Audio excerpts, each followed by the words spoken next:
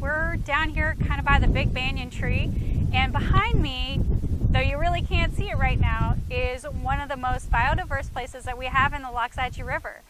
We are sitting right over an oyster reef, and this is a perfect place for oysters to grow. It's shallow, and there's a lot of hard substrates for the spat or oyster larva to grow here. In fact, this particular location was part of an oyster reef restoration that was done in partnership with the Martin County and the Loxahatchee River District back in 2009. And one of the things that was really interesting about this project is once they put all the limestone rock and things in there to provide the hard substrate for the oysters, within 24 hours, we had fish all over this reef. We didn't even have oysters yet, but we had fish everywhere. And since that time, this particular oyster reef has really taken off. And now we can see all kinds of fish and crabs here. And as we were pulling up, we saw actually 3 ospreys circling overhead. You know why? Because today is a good day to go fishing at the oyster reef. We have so many fish here. In fact, we just saw some mullet running, and it was really interesting. This is a nice area. While you know it's maybe not great for boating because of all the oyster shell, it is a wonderful place for our fish. So if you enjoy fishing on the river, these oyster reefs are really important for that. The other thing that oysters are really good for is that they actually help our water quality in the Loxahatchee River. One oyster about the size of your ear, maybe a little bit bigger, can filter up to 50 gallons of water per day. That's right, 50 gallons.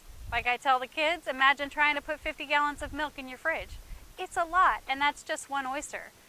Think of how many oysters we could possibly have just right here, not to mention throughout the other parts of the river. Oysters are critical for our water quality here in the river. So it's a good idea to protect our oysters and to provide them a good place to grow. Oysters are also a very important food source for a lot of things, us included. But lots of other things like to eat oysters. Kingfishers like to eat oysters, raccoons like to eat oysters, crabs and carnivorous snails, even sea stars. Lots of things will eat oysters for food. Oysters are also one of the intertidal species that we have here. What do I mean by that? Oysters actually live between high tide and low tide. So at low tide, this shoal will actually become partially exposed. And what that does is it actually protects the oysters from predation from underneath the water. Because imagine if they were underwater all the time, all those crabs would be able to eat them whenever they wanted. But by being out of the water part of the day, they can avoid predation. So they actually are very versatile animals. They have to adjust to salinity changes daily, temperature changes in the water daily. So every 6 hours, their environment is changing. We have 2 high tides and 2 low tides here in the Loxahatchee River. So at low tide, they'll kind of close those shells up nice and tight, hold the water against their body, and wait for the tide to come back up. And then they're dealing with the salinity changes from saltier water coming in from the ocean or fresh water coming down from out of the river during low tide.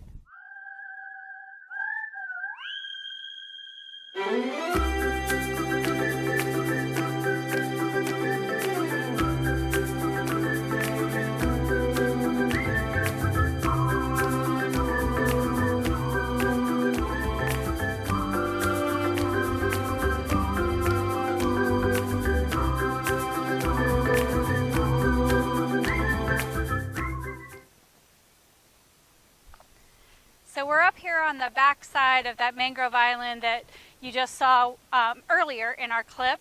And the water's a little bit clearer back here, so we thought we would take a couple of minutes and show you a little bit more about the Oyster Reef. Now you might notice that I'm standing next to these little pipe things here. We call them oyster teas. This is part of a project that's going on with the Loxahatchee River District's Wild Pine Lab. And what they do with these is they actually measure how much larval recruitment we have. So they pull up these oyster teas and they count the spats. I'm going to just kind of pull one up so you can see what they do. So you can see that they've kind of just strung on some oyster shells here on this wire, and then they're just hanging here in the water. Now, the reason this works is because oyster larvae need a hard substrate to attach to. And it's beneficial if that hard substrate is full of calcium, because oysters need calcium to make their shells. So the best place for oyster spat to grow? On old oyster shells.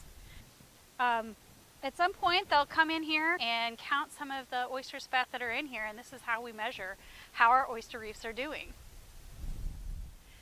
So earlier I had talked about how oysters kind of tend to live in the intertidal zone, and at low tide part of the oyster reef will be exposed, and it'll look a little bit like this right here.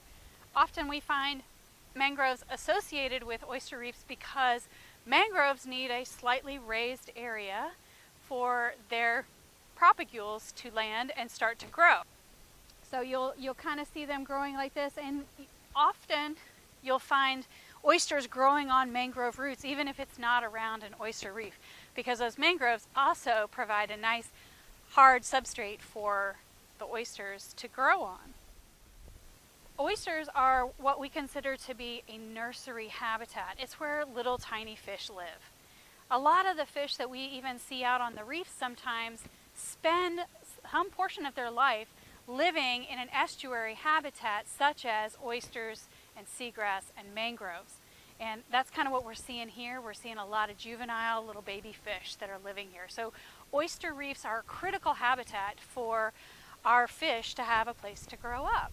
We want them to be able to have a nice home.